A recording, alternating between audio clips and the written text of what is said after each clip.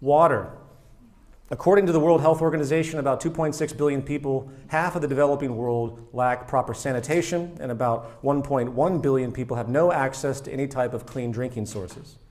Due to ongoing depletion, by 2025, it is estimated that almost 2 billion people will live in areas plagued by water scarcity, with 2/3 of the entire world population living in water-stressed areas.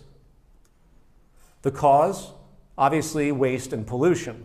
But I'm not going to talk about that, as it's the details in prevention, causes and prevention. That's not the point of this. Rather, let's take, again, a technological capacity approach only, considering modern purification and modern desalination systems on the macro-industrial scale. Purification. The average person today globally uses about 1,385 cubic meters of water per year, and this factors in all industrial activity as well, such as agriculture. For the sake of argument, let's consider what it would take to purify all the fresh water, all of it, currently being used in the world on average annually. Given the global average of 1,385 cubic meters and a population of 7.2 billion, we arrive at a total annual use of about 10 trillion cubic meters. Using a New York State, USA UV disinfection plant as a base measure, which has an output capacity of roughly 3 billion cubic meters a year, taking up about 3.7 acres of land, we would need 3,327 plants to purify all the water used by the entire global population, taking up about 12,000 acres of land. Now, of course, needless to say, there are many other factors that come into play, such as power needs, location, and the like. That's fair enough. However, this is a minor inconvenience. 12,000 acres is nothing compared to the 36 billion acres of land on the planet Earth. To give this a more practical example, the United States military alone has about 845,000 military bases, and buildings, I should say, as well. This has been reported to take up about 30 million acres of land globally. Now, only 0.04% of that land would be needed to disinfect the total freshwater use of the entire world, if that were even needed, which of course it is not. Desalination. Now let's run the same theoretical extrapolation on desalination.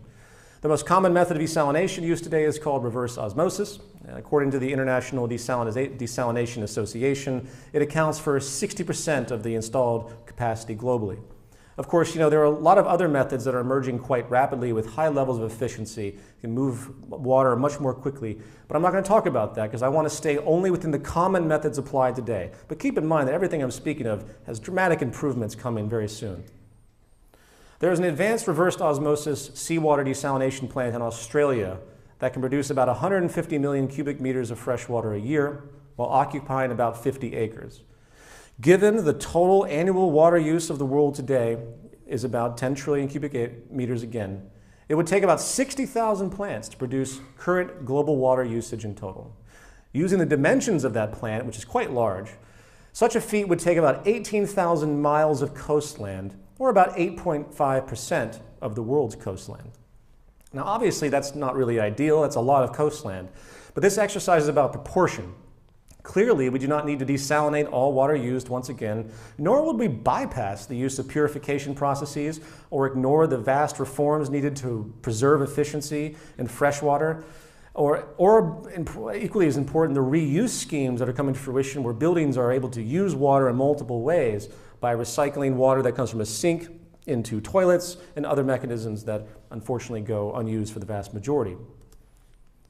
So let's do a slightly more practical real-life extrapolation, combining only purification and desalination with actual regional scarcity statistics.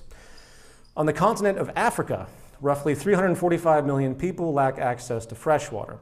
If we apply the noted global average consumption rate, again of 1,385 cubic meters a year, seeking to provide each of those 345 million people that amount, we would need about 480 billion cubic meters produced annually.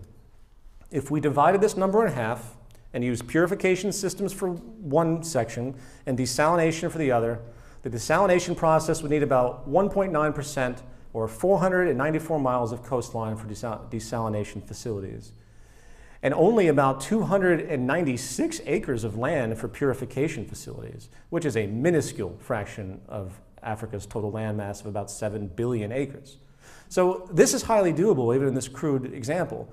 And obviously, in this case and in all cases, we would strategically maximize purification processes since it is clearly more efficient, while using desalination for the remaining demand. In short, it's absurd for anyone on this planet to be going without fresh water. Not to mention, as an aside, 70% of all fresh water used today is used in agriculture and are grossly wasteful agricultural methods, 70%. If we, for example, apply, again, vertical farm systems, which have been noted to reduce water by upwards of 80% in comparison, we would see an enormous freeing up of this unnecessarily scarce resource as well.